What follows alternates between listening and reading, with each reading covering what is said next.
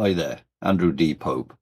If something feels off in your career, especially in midlife and beyond, it's very, very easy to jump to one big conclusion. I need to start again. New direction, new role, new identity even. But in many cases, that instinct becomes the problem.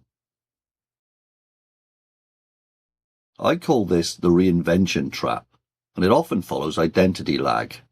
You feel that mismatch, you feel the frustration, you feel the friction, and you almost intuitively assume that the only thing to do is change everything, or to reinvent yourself.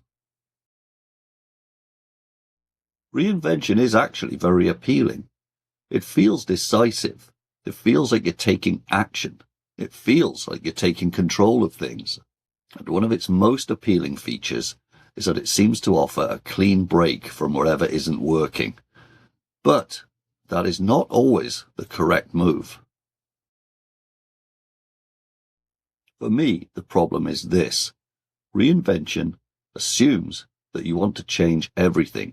It assumes that everything is wrong, when in reality, much of what you've built still has great value. Your experience, your capability, your knowledge, your skills, your judgment built up over time. Those things don't need to disappear, so make use of them.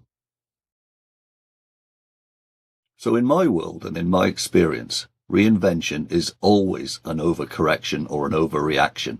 You take a real, but likely subtle and nuanced problem, and you dramatically change everything. And that can and does create a whole host of new problems. Loss of accumulated professional value, starting from zero or scratch unnecessarily, and repeating your same old patterns, only this time in a new setting. Now, in many cases, the problem isn't your direction or your capability. The problem is your alignment. And alignment isn't fixed by demolition or reinvention. Alignment is fixed by adjustment.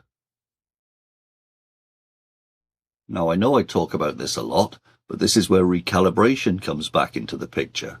Instead of saying, what should I replace?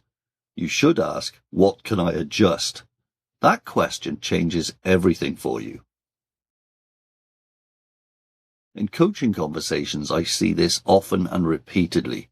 Over time, discomfort grows, friction builds, frustration grows, and people reach a point where they decide that they need to make some changes. And this is often where they try and go for a complete reset, seeing that as their main option.